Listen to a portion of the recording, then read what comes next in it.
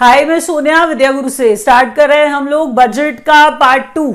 अब इसका मतलब क्या है कि अगर आपने बजट का पार्ट 1 नहीं देखा है तो जरूर देख लीजिएगा, क्योंकि जो क्वेश्चंस पढ़ाए हैं वो एग्जाम में आने वाले हैं। आप खुद रियलाइज करेंगे जब आप एग्जाम देने जाएंगे तो आपको पहले पक्का से पार्ट 1 देखना है। फिर ये मत कहिएगा कि क्वेश्चंस आए नहीं, क्वेश्चंस पक्का आएंगे, आप खुद देख लेना। बहुत इंपॉर्टेंट क्वेश्चंस है, काफी सेलेक्ट किया है। तो अगर अच्छा लगता है वीडियो, लाइक का बटन दबाएंगे आप, मैं एक्सपेक्ट कर रही हूं आपसे। शेयर करिएगा वीडियो को अपने फ्रेंड्स के साथ, और विद्या गुरु के चैनल को सब्सक्राइब जरूर करना है। आपने चैनल को सब्सक्राइब करिएगा और साथ में जो बेल आइकॉन है उसे जरूर प्रेस करिएगा। बेल आइकन प्रेस करेंगे तो नोटिफिकेशंस आएंगे सभी एग्जाम रिलेवेंट वीडियोस के जो हम लोग अपलोड करते हैं। मैं वीडियो स्टार्ट करूंगी, बट बिफोर स्टार्टिंग, ये वीडियो हिंदी मीडियम में है, बाइलिंगुअल वीडियो है ये। अब अगर आप चाहते हैं वीडियो कंप्लीट इंग्लिश मीडियम में देखना, so the complete English medium session is also there in our playlist. That English medium session is short for our South Indian students, is short primarily for our students from Northeast India, those who are unable to understand Hindi well. यहां से मैं session start करती हूं और अब आप focused हो जाइए और एक एक चीज मेरे साथ याद करने का ट्राई करिए। That's the only thing I expect from you. अब बात करते हैं जब बजट पार्ट 2 की, तो अब स्क्रीन पे देखिए जो आ रहा है वो है 6 pillars of budget. 6 pillars of budget 2021-22। अब यहां से हम ध्यान से स्टार्ट करेंगे और ध्यान से पढ़ना स्टार्ट करेंगे। तो पहले आपके पॉइंट में लिखा हुआ है कि हेल्थ एंड वेलबींग को दिमाग में रखा गया। 6 पिलर्स का मतलब क्या है कि अगर कोई बजट बना रहा है, कोई सरकार बजट बना रही है, तो वो दिमाग में किन किन एरियाज को, किन किन फील्ड्स को दिमाग में रख के बजट प्रेजेंट कर रही है। तो कह रहे हैं हम हेल्थ और वेलबींग को सोच रहे थे, हम physical and financial capital and infrastructure को दिमाग में रख रहे थे, physical financial capital and infrastructure को दिमाग में रख रहे थे। Inclusive development for aspirational India, इसे दिमाग में रखा गया। रीइन्विगरेट करने का मतलब होता है किसी चीज को स्ट्रेंथन कर रहे हैं। रीइन्विगरेट करना, स्ट्रेंथन करना, किसी चीज को स्ट्रेंथ दे रहे हैं। Human capital, reinvigorating human capital. Innovation and R&D, मतलब रिसर्च एंड डेवलपमेंट। R&D का मतलब सबको ही पता होता है। तो इनोवेशन और रिसर्च एंड डेवलपमेंट को दिमाग में रख के बजट प्रेजेंट किया है। Minimum government and maximum governance के ऊपर ध्यान देंगे भाई, इसीलिए बहुत सारे डिसइन्वेस्टमेंट आपको आज पढ़ाए जाएंगे। तो 6 पिलर्स हैं जहां पे हम कह रहे हैं कि जिनको दिमाग में रख करके ये बजट प्रेजेंट किया गया, बजट 2021-22 वाला। अब अगले क्वेश्चन, अगले पॉइंट की तरफ फिर बोल रही हूं बच्चों, ये पार्ट 2 है। अगर पार्ट 1 नहीं देखा है, पार्ट 1 बजट का जरूर देख लें पक्का से। Important announcements. अब अनाउंसमेंट्स में बात करते हैं FDI लिमिट की। अच्छा, FDI limit in insurance hiked to 74%। FDI का मतलब क्या है? Foreign direct investment. इसका मतलब फॉरेन से आने वाले पैसे की बात हो रही है। तो अगर फॉरेन से इन्वेस्टमेंट किया जा रहा है, FDI आ रहा है, तो FDI हम कह रहे हैं उसका लिमिट बढ़ा करके 74% कर दिया गया है। इसका मतलब FDI इंश्योरेंस के अंदर 74% तक FDI फॉरेन डायरेक्ट इन्वेस्टमेंट किस हद तक किया जा सकता है? तो 100% में से 74% तक क्या हो सकता है? इंश्योरेंस में FDI हो सकता है। Proposed disinvestment. अच्छा, इसका मतलब यह है, डिसइन्वेस्टमेंट को हिंदी में कहते हैं विनिवेश, जहां पर गवर्नमेंट क्या करती है? अपना शेयर बेच देती है। तो अब अपना शेयर बेचने के लिए किस किस चीज को बेचा जाएगा जरा सुनिए। तो 2 पब्लिक सेक्टर बैंक्स को बेच देंगे। 2 पब्लिक सेक्टर बैंक्स हैं, उन्हें बेच दिया जाएगा। इसके साथ ही साथ एक जनरल इंश्योरर को भी बेचा जाएगा। डिसइन्वेस्टमेंट यही है गवर्नमेंट का, जिसमें गवर्नमेंट अपना शेयर बेच देती है। अब बात करते हैं हम एश्योर्ड MSP की। MSP की बात हो रही है, मिनिमम सपोर्ट प्राइस की बात हो रही है। आप जानते हैं कि फार्मर्स की बात चल रही है, तो हम ऐसी बातें करें, थोड़ा बजट में इंपॉर्टेंस दिखता है। तो अश्योर्ड MSP जो है फॉर ऑल एग्री कमोडिटीज ये बोल रही है। लेकिन आपको बताऊं कि MSP बोला कितना जा रहा है। अगर क्वेश्चन आएगा तो ये पूछा जाएगा ना कि कितना अश्योर्ड MSP जो है वो बोल रही है गवर्नमेंट। वो बोल रहे हैं कि गवर्नमेंट बोलती है कि 1.5 टाइम्स, हम कह रहे हैं 1.5 टाइम्स जो पूरा प्रोड्यूस है, जो प्रोडक्शन का कॉस्ट होता है उसका 1.5 टाइम्स जो है वो एमएसपी हुआ करेगा, वो एमएसपी होगा। इस चीज को इंश्योर करेगी सरकार। अब mechanism for NPA resolution in PSBs, इसका मतलब समझिए, हम कहना ये चाह रहे हैं कि नॉन परफॉर्मिंग एसेट्स हैं और इस टाइम में बहुत बढ़ भी गए होंगे, तो नॉन परफॉर्मिंग एसेट्स जो हैं पब्लिक सेक्टर बैंक्स के अंदर उनके लिए कोई सोल्यूशन निकालना पड़ेगा ना। तो वो सोल्यूशन कौन निकालेगा?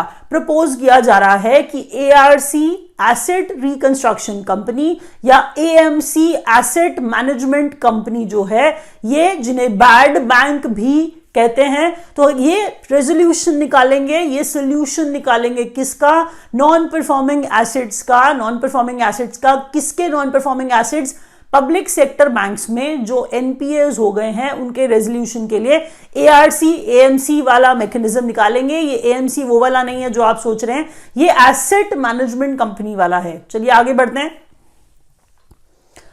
फिर से इंपॉर्टेंट अनाउंसमेंट्स को ही पूरा करेंगे। इंपॉर्टेंट अनाउंसमेंट में अब हम बात करने वाले हैं scheme to make Indian textile industry globally competitive. आप जानते हैं बहुत सारे दूसरे देशों का, प्राइमरीली चाइना का ही नाम सुनते आते हैं नजर, बोलते हुए नजर आते हैं, तो यहां पर हम अपनी टेक्सटाइल इंडस्ट्री को प्रमोट करते हुए नजर आएंगे, उसको ग्लोबली कंपेटिटिव बनाएंगे। तो इसके लिए लॉन्च किया है मित्र को। अगर मैं बात करूं मित्र, तो मित्र को आप पढ़ोगे तो सिर्फ मित्र में ये देखो कि कैपिटल लेटर्स में मित्र लिखा हुआ है, जहां पर मित्र का फुल फॉर्म भी कुछ रखा गया है, मेगा इन्वेस्टमेंट टेक्सटाइल्स पार्क्स।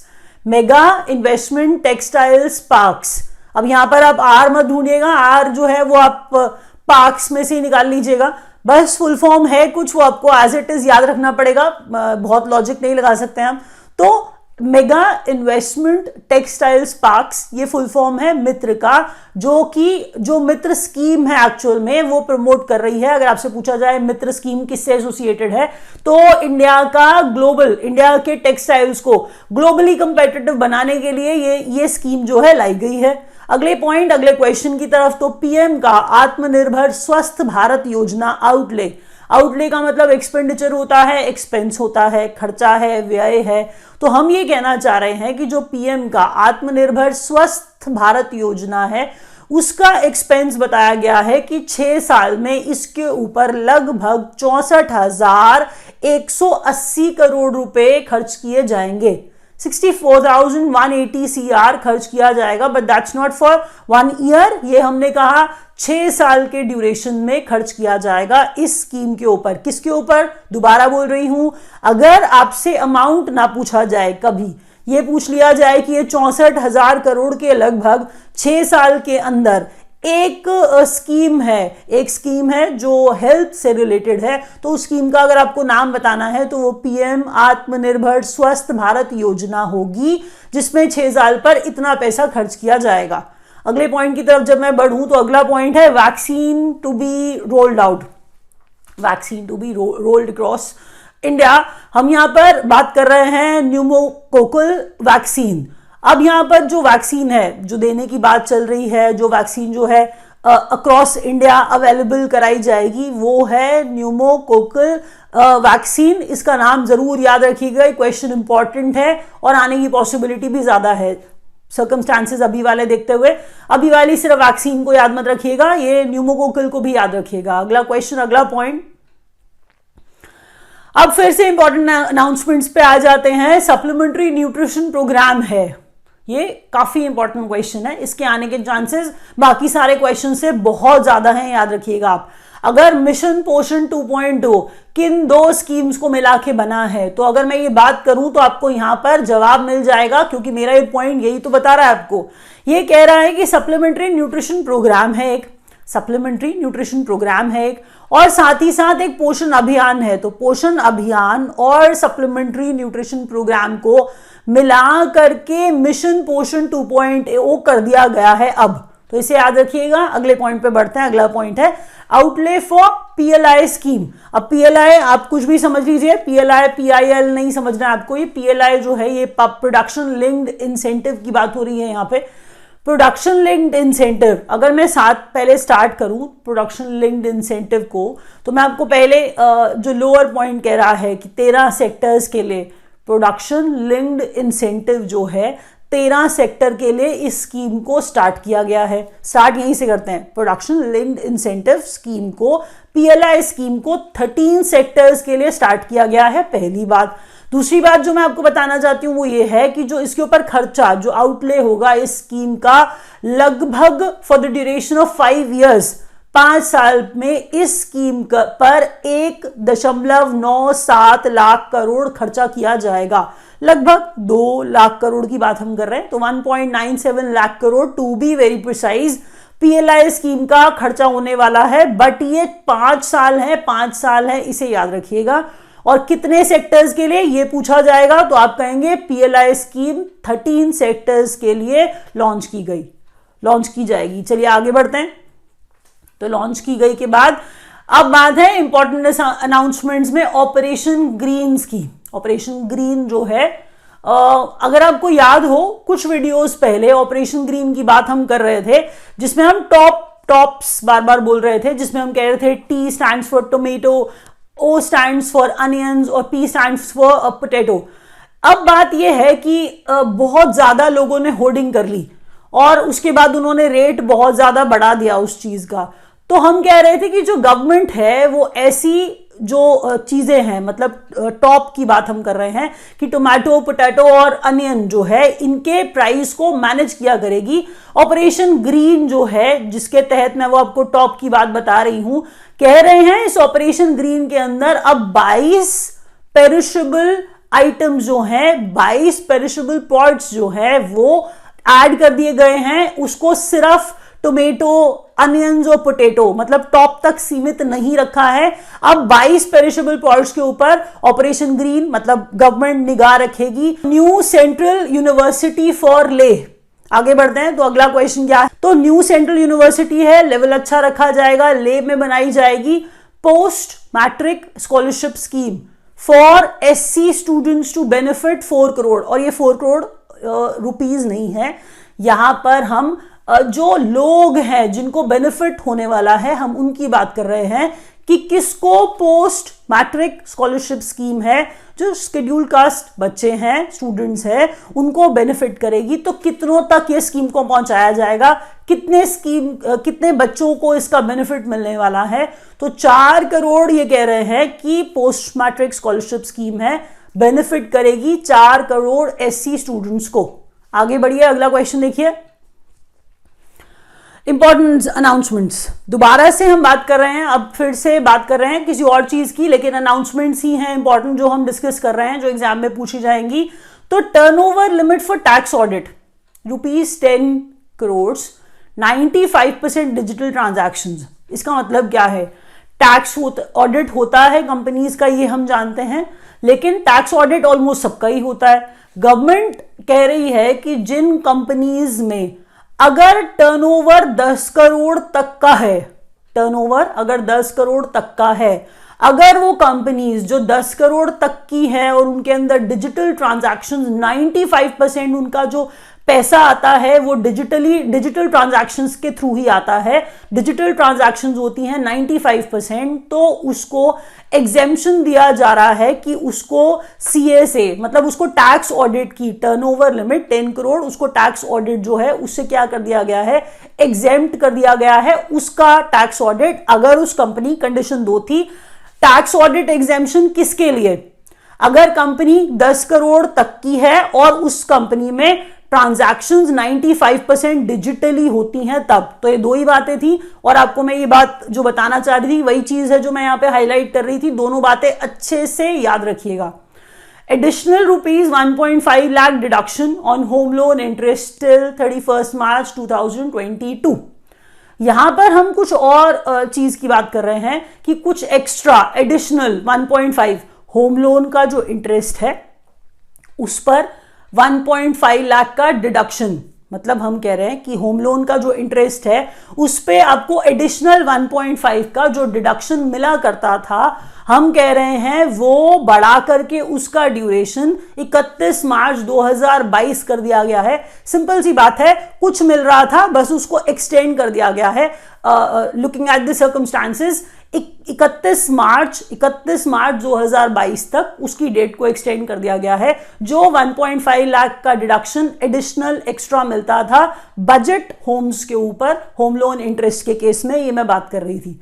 अगले पॉइंट पे जब मैं जाऊं तो capital gains exemption for investment in startup till 31 मार्च 2022। देखिए जो बात लिखी हुई है, ये बात सब जगह लिखी हुई भी मिलेगी, लेकिन इतना बड़ा बजट आया आप खुद पढ़ नहीं पाओगे, इसीलिए हेल्प करने के लिए इंपॉर्टेंट पॉइंट्स मैंने ढूंढे, उन्हें शॉर्ट में लिखा और उन्हीं पॉइंट्स को मैं एक्सप्लेन कर रही हूं और आई होप आपको समझ में आ रहा होगा। तो ध्यान से सुनिए, मैं ये कह रही थी कि अगर सपोज करिए कि मैं एक इन्वेस्टर हूं और मैंने एक स्टार्टअप के अंदर 1 करोड़ इन्वेस्ट किया, और अगर मैंने उस स्टार्टअप में 1 करोड़ इन्वेस्ट किया, मुझे उस पर 7 लाख का प्रॉफिट हो गया, लेकिन आपको बता दूं मुझे उस 7 लाख के ऊपर टैक्स नहीं देना है क्योंकि मैंने एज एन इन्वेस्टर पैसा लगाया था स्टार्टअप्स के अंदर। तो आप ये सोचिए यहां पर गवर्नमेंट जो है जैसे टैक्स ऑडिट 95% डिजिटल ट्रांजैक्शन के केस में डिजिटल ट्रांजैक्शन को प्रमोट करने के लिए इंसेंटिवाइज कर रही थी, सिमिलरली अगर आप लोएस्ट पॉइंट देखो तो कोई स्टार्टअप में पैसा लगाएगा, गवर्नमेंट के लिए अच्छी बात है, तो गवर्नमेंट ऐसे इन्वेस्टर्स को क्या करना चाहती है, सीधी बात है उनको हेल्प करना चाहती है। उनको हेल्प करने के लिए ऐसे के ऊपर, ऐसे कैपिटल गेन के ऊपर, नीचे पॉइंट पढ़िए अब सिमिलर हो जाएंगे हम, ऐसे कैपिटल गेन के ऊपर क्या दे रही है, एग्जेम्पशन दे रही है। अगर इन्वेस्टमेंट किया था स्टार्टअप्स में तो टिल 31 मार्च 2022 इसका डेट है, कब तक ये एग्जेम्पशन है। अगला क्वेश्चन, अगला point, ₹20,000 crore development finance institutions for infra financing. अच्छा, अब क्या कह रहे हैं हम लोग, नीचे वाला पॉइंट भी एक बार साथ में पढ़ लेते हैं जहां पे DFI to lend 5 lakh crore in 3 years। क्या, क्योंकि ये दोनों जो पॉइंट्स हैं ये दोनों ऑलमोस्ट सेम पॉइंट्स हैं, बात हम सेम कर रहे हैं, तो हम डेवलपमेंट फाइनेंस इंस्टीट्यूशंस की बात कर रहे हैं। हम ये कह रहे हैं कि जो 20,000 करोड़ है, देखिए अभी सर्कमस्टांसेस बहुत टाइम के लिए खराब रहे, गवर्नमेंट को पैसा लगाना पड़ेगा, पैसा खुद पंप इन करना पड़ेगा, पैसा इन्वेस्ट करना पड़ेगा। तो 20,000 करोड़ अगर गवर्नमेंट लगाती है पैसा, 20,000 करोड़ डेवलपमेंट फाइनेंस इंस्टीट्यूशंस में पैसा अगर गवर्नमेंट दे रही है, उसे अलॉट कर रही है इंफ्रा फाइनेंसिंग में, इंफ्रास्ट्रक्चर फाइनेंसिंग में, तो हम कह रहे हैं इंफ्रा फाइनेंसिंग को इंप्रूव करने के लिए रोड्स बनेंगे, बिल्डिंग्स बनेंगी, हाईवेज बनेंगे, तो इसके लिए पैसा लेंड करेंगे। गवर्नमेंट ने 20,000 करोड़ का बजट सेट किया, इनके अंदर लगाया, DFI से उम्मीद कर रही है कि वो आगे 3 साल के समय में 5 लाख करोड़ जो है वो लेंड करेगा। DFI जो है डेवलपमेंट फाइनेंस इंस्टीट्यूशन है, वो 5 लाख करोड़ 3 साल के अंदर सेट किया है इन्होंने कि लेंड करे, लोन दे, और हम क्या कह रहे हैं, इंफ्रा फाइनेंसिंग जो है यहां पर प्राइम फैक्टर है जहां पर इनको क्या करना है, लेंड करना है। New metro technology for peripherals, peripherals का मतलब भी यही था कि हम आउटस्कर्ट्स की बात कर रहे हैं, हम एरियाज जो आसपास वाले हैं हम उनकी बात कर रहे हैं, हम बात कर रहे हैं Tier 1 Tier 2 सिटीज की, हम कह रहे हैं वहां पर मेट्रो टेक्नोलॉजी लाई जाएगी। तो पहली जो चीज है जिसमें हम कह रहे हैं मेट्रो लाइट और मेट्रो नियो, नए सैनिक स्कूल खोले जाएंगे 100, इसके बाद एकलव्य स्कूल्स भी, एकलव्य स्कूल ट्राइबल एरियाज के अंदर 750 एकलव्य स्कूल खोले जाएंगे। एक बार दोबारा बोलती हूं, आसान चीज है ये, याद हो जाएगी। 100 नए सैनिक स्कूल खोले जाएंगे, 750 एकलव्य स्कूल जो हैं ट्राइबल एरियाज में खोले जाएंगे। उसके बाद इंडिया जो है वो पार्टनर करेगा स्किल डेवलपमेंट में, स्किल डेवलपमेंट एंड रिकॉग्निशन के केस में किसके साथ, के क्षेत्र में किसके साथ, यूनाइटेड अरब एमिरेट्स के साथ और जापान के साथ। जापान के साथ हम वैसे भी बहुत टाइप करते रहते हैं ऐसी चीजों के लिए, तो स्किल डेवलपमेंट में इंपॉर्टेंट पार्ट है, जापान और UAE के साथ इंडिया पार्टनर करेगा। अगला क्वेश्चन,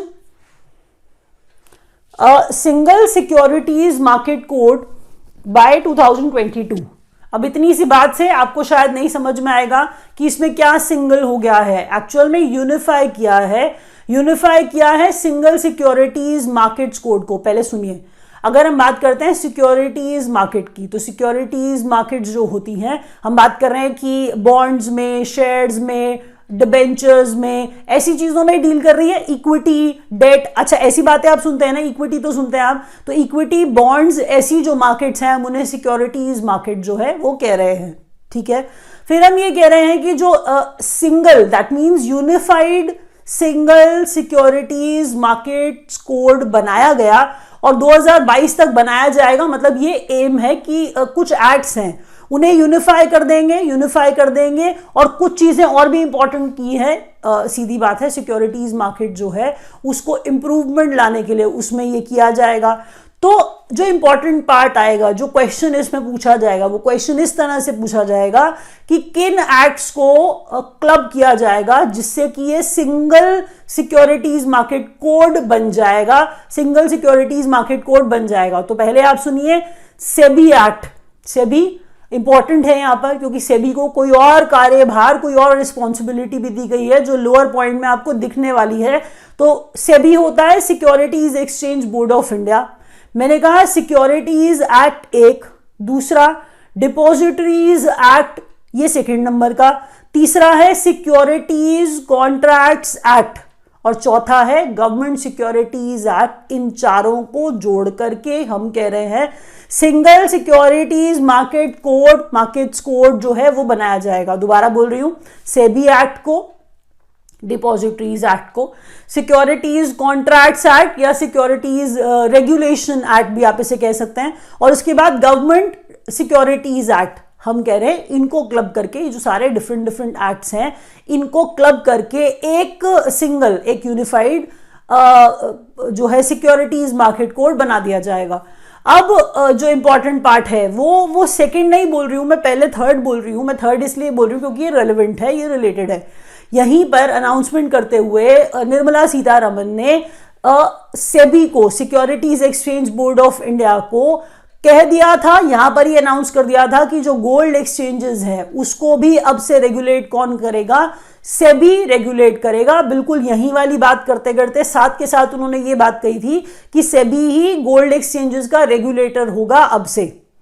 जेएनके में नई गैस की पाइपलाइन प्रोजेक्ट जो है वो नया बिछाया जाएगा, ये बात हुई इसके अंदर। और पब्लिक सेक्टर बैंक्स के अंदर रिकैपिटलाइजेशन, अच्छा सुनिए, अभी प्रॉब्लम्स चल रही थी, बैंक्स की हालत खराब थी, तो रिकैपिटलाइज करना है, इसका मतलब उनको पैसा देना पड़ेगा। गवर्नमेंट पैसा देगी तो 20,000 करोड़ जो है, ऐसा होता नहीं है, it is not very usual. उम्मीद की जाती है कि बैंक्स खुद से लेंड करेंगे, कमा लेंगे, लेकिन यहां पर आप स्टेट जानते हैं, सिचुएशन आप जानते हैं, तो इसीलिए उन्हें रिकैपिटलाइजेशन की जरूरत पड़ी। तो पीएसबी को, पब्लिक सेक्टर बैंक्स को 20,000 करोड़ जो है गवर्नमेंट ने इस बजट के अंदर अनाउंस किया है उनके लिए। अगला पॉइंट,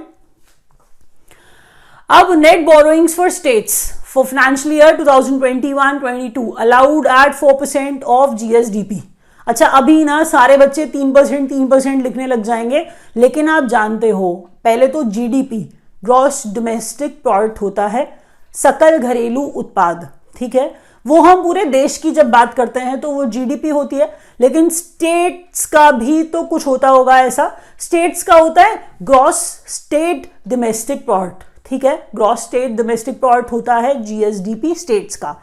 अब छोटी सी एक बात है कि अगर मैं कह रही हूं net borrowings for states financial year 2021-22 allowed at, अगर मैं मणिपुर हूं, मेरी जीएसडीपी, बस एग्जाम्पल के तौर पे मेरी जीएसडीपी सिर्फ 100 रुपए है, मैंने क्या कहा, मेरी जीएसडीपी, मैं मणिपुर हूं, मेरी जीएसडीपी जो है वो 100 रुपए है, तो कह रहा है कि उस 100 में से जो 4 रुपए है, वो जो 4 रुपए 4% जो है उसके हिसाब से, उस 100 रुपए के हिसाब से, वो 100 मेरी जीएसडीपी है, उसके हिसाब से जो 4 रुपए है वो नेट बोरोइंग फॉर स्टेट्स हो सकता है मेरा। मैंने कहा for the financial year 2021-22 4% of GSDP net borrowing states के लिए, कौन से फाइनेंशियल ईयर में, इसको भी बढ़ाया गया, आपको बता दूं हालत स्टेट्स की भी बहुत अच्छी नहीं है, तो 4% का बोरोइंग का वो मिल जाता है हेल्प, तो सपोर्ट हो जाएगा स्टेट्स के लिए।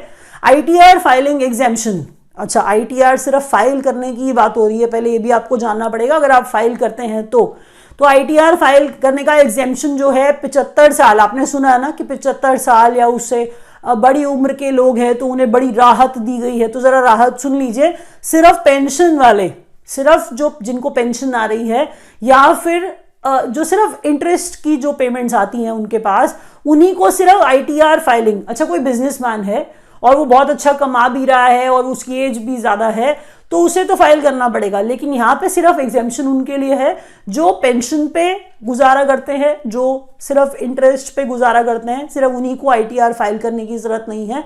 बस कंडीशन ये थी कि उनकी उम्र 75 साल या उससे ज्यादा की होनी चाहिए। अब जब मैं बात करूं नीचे वाले पॉइंट की, तो नीचे वाला पॉइंट कहता है इंश्योरर है जो अपना IPO लाएगा 21-22 के अंदर, 2021-22 के अंदर एक इंश्योरर है जो अपना IPO लाएगा, तो वो LIC होगा। इसको आपको याद रखना है, बहुत सारे IPO लाए जाते हैं, स्टॉक मार्केट के अंदर उतारे जाते हैं, तो वैसे ही LIC का भी अब क्या आएगा, IPO आएगा। चलिए अब आगे बढ़ते हैं अगले पॉइंट की तरफ, अगले क्वेश्चन की तरफ। अब डिसइन्वेस्टमेंट प्लान है गवर्नमेंट का, डिसइन्वेस्टमेंट क्या क्या बेचा जाएगा, तो स्ट्रेटेजिक सेल है, डिसइन्वेस्टमेंट है। किसका डिसइन्वेस्टमेंट है, IDBI के अंदर गवर्नमेंट अपना शेयर बेच देगी IDBI बैंक में, BPCL में भी बेचेगी, शिपिंग कॉर्पोरेशन में भी बेचेगी, BEML, ये भारत अर्थ मूवर्स लिमिटेड है, BEML। आपको बताऊं माइनिंग में भी है, आप बहुत सारी चीजों में सुनेंगे इसका नाम, बहुत ही बड़ी है। लेकिन इंपॉर्टेंट जो है ये रेल कोचेस के मैन्युफैक्चरर में आप इसका नाम सुनेंगे, BEML का, तो ये भी बेचा जाएगा जी। कंटेनर कॉर्पोरेशन है जी, ये भी डिसइन्वेस्टमेंट इसका भी होगा। नीलांचल इस्पात निगम लिमिटेड है, इसे भी इसका भी डिसइन्वेस्टमेंट होगा। पवन हंस और एयर इंडिया, सबका डिसइन्वेस्टमेंट किया जाएगा। यहां पे रैप अप करेंगे। समझ आ गया सब? लाइक करिएगा, नहीं समझ आया इंग्लिश वीडियो देख सकते हैं, नहीं तो इसी वीडियो को दोबारा देख सकते हैं। Thanks for watching.